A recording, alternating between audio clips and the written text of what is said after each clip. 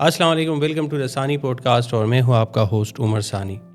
आज हम बात करेंगे कराची में पेश आए एक अफसोसनाक वाक़े के ऊपर, जहां एक माँ बाप ने अपने लख्त जिगर को अपने सामने एक गटर में जाते हुए देखा और उसके बाद नन्हे इब्राहिम का कोई नामो निशान ना मिला। कराची की नेपा चुरंगी में 3 साल का इब्राहिम, जो अपने पेरेंट्स के साथ शॉपिंग करने आया था, एक गटर में गिर जाता है। इसके वालिद नबील इब्राहिम को बुलाता है कि रुक जाओ, मगर इब्राहिम अचानक एक मैन होल में गिर जाता है और उसके माँ बाप अपने जिगर के टुकड़े को उस गटर में गायब होते हुए देखते हैं। वो चीखते हैं, चिल्लाते हैं, मगर इब्राहिम वापस नहीं आता। वो बह जाता है और फिर किसी को नहीं मिलता। ये मासूम जान किसने ली है? कौन है इसका जिम्मेदार? 2 साल पहले इसी मेन होल में एक बच्चा गिर चुका था, मगर किसी को परवाह न हुई क्योंकि ये किसी वज़ीर का बच्चा नहीं था, वरना इस वक्त एक तूफ़ान होता और पूरे सिंध की एडमिनिस्ट्रेशन नौकरी से निकाली जा चुकी होती। मगर अफसोस कि ये एक आम आदमी का बच्चा था। 10 घंटे तक कोई अमला नहीं आया और लोग अपनी मदद आप के तहत इब्राहिम को ढूंढने में मसरूफ़ थे। मगर पॉलिटिक्स ज़रूरी और किसी की जान की कोई वैल्यू नहीं है। कराची जैसे 2 करोड़ का शहर जो कभी दुबई का मुकाबला करता था, वहाँ आज एक ओपन गटर में एक बच्चे की जान चली गई। ये कोई एक्सीडेंट नहीं था, ये एक प्योर सिस्टम की नाअहली, करप्शन और गफलत का नतीजा था। ये ओपन मेन होल वीक से खुला पड़ा हुआ था। एरिया के लोगों ने मल्टीपल दफ़ा कंप्लेंट्स की, लेकिन न डीएमसी ने इसको बंद किया, ना KWSB की मेंटेनेंस टीम साइट पर पहुंची।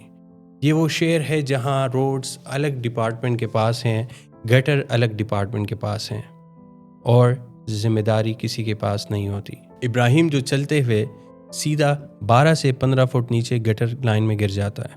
बारिश के बाद पानी जमा था और होल नज़र नहीं आ रहा था।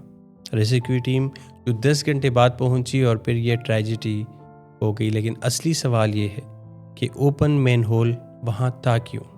किसकी जिम्मेदारी थी और किसने इस जिम्मेदारी से जान छुड़ाई? और क्या किसी को सज़ा होगी? कोई इन्वेस्टिगेशन होगी या इब्राहिम की जान भी सरकारी अफसरों की नालायकी के नज़र हो गई? कराची का sewerage system officially Karachi water and sewerage board के अंडर आता है। मेंटेनेंस, कवर्स, क्लीनिंग, रिपेयर्स, ये सब KWSB का काम है। लेकिन जो गलियाँ और रोड्स हैं वो डिस्ट्रिक्ट म्यूनिसिपल कॉरपोरेशन के कंट्रोल में है और बजट और ओवरसाइट सिंध गवर्नमेंट के पास होता है। मतलब 3 इदारे KWSB, DMCS और प्रोविंशियल गवर्नमेंट। लेकिन ओपन गटर पे कोई जिम्मेदारी लेने को तैयार नहीं होता। जब कंप्लेंट होती है तो DMC कहता है कि ये KWSB का काम है। KWSB कहती है कि ये हमारे जुरिस्डिक्शन में नहीं आता और रिजल्ट ये होता है कि शहर में गड्ढे और गटर दोनों खुले रहते हैं। KWSB में गोस्ट एम्प्लॉयज़ का मसला बहुत पुराना है। फील्ड स्टाफ कम होता जा रहा है और करप्शन और पॉलिटिकल फ़ायदे और वोट बैंक की वजह से मेंटेनेंस बजट वहाँ लगती ही नहीं जहाँ लगनी चाहिए। मेन होल कवर इंस्टॉल करना ज़रूरी ही नहीं समझा जाता। कंप्लेंट्स होती हैं लेकिन वेरिफिकेशन टीम साइट्स पे जाने की ज़रूरत ही नहीं महसूस करती। KWSB के इंटरनल स्टैटिस्टिक्स के मुताबिक कराची में हर साल 1700 से ज़्यादा main whole covers missings report होते हैं, यानी गायब हो जाते हैं। 2019 से 2024 तक तकरीबन 14,000 कवर्स चोरी होते हैं, लेकिन ये कवर्स रिप्लेस नहीं होते। ये कबाड़ियों को 3 से 5 हज़ार रुपये में फ़रोख्त किए जाते हैं।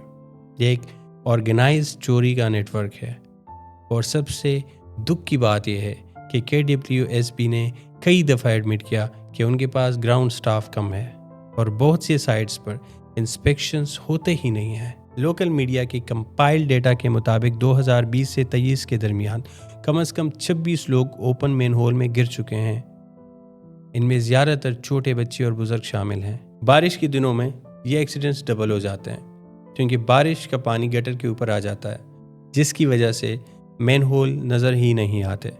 और दुख की बात यह है कि कई लोग इसमें अपनी जान गंवा देते हैं। लेकिन इस एक ही पैटर्न को रिपीट किया जाता है। ओपन गटर वीक से रिपोर्ट होते हैं, कोई बंदा कवर लगाने नहीं आता और जब इंसिडेंट होता है तो अथॉरिटीज़ नोटिस ले लेती हैं, लेकिन कोई ऑफिसर सस्पेंड नहीं होता, किसी को सज़ा नहीं होती, कोई अकाउंटेबिलिटी नहीं होती। نہ کوئی کرمنل چارج فائل ہوتا ہے۔ آڈیٹر جنرل آف پاکستان ہر سال کی آڈٹ رپورٹس میں سیوریج مینٹیننس فنڈ کا ایک ہی ایشو ہائی لائٹ کرتا ہے، جو پیسہ ورک کے لیے ریلیز ہوتا ہے وہ گراؤنڈ پہ نظر نہیں آتا، یعنی کرپشن کی نظر ہو جاتا ہے۔ پیپرز کے اندر یہ پیسہ لگ چکا ہوتا ہے، لیکن جب آڈٹ ٹیم موقع پہ پہنچتی ہے تو وہاں پہ نہ کوئی مین ہول ہوتا ہے اور نہ اس روڈ کے اوپر کوئی کام ہو چکا ہوتا ہے۔ مطلب پیسہ کاغذوں کے اندر یوٹیلائز ہوتا ہے، لیکن گراؤنڈ پہ کچھ نہیں ہوتا، اور اصلی زندگی میں شہر پھر بھی گٹر اور گندگی میں ڈوبا ہوتا ہے۔ ٹرانسپیرنسی انٹرنیشنل پاکستان بھی ملٹیپل ٹائم اپنی رپورٹس میں یہ بتا چکی ہے کہ سندھ کے میونسپل واٹر سیوریج ڈپارٹمنٹس میں رشوت کا کلچر سب سے زیادہ پایا جاتا ہے۔ ٹینڈرنگ نان ٹرانسپیرنٹ ہوتی ہے، مٹیریل لو کوالٹی کا یوز ہوتا ہے، اور کنٹریکٹرز کو پولیٹیکل بیکنگ ہوتی ہے۔ یعنی شہر میں ہر سال اربوں روپے کے سینیٹیشن پروجیکٹس اناؤنس ہوتے ہیں، لیکن پھر بھی ایک مین ہول کا کور نہیں ملتا۔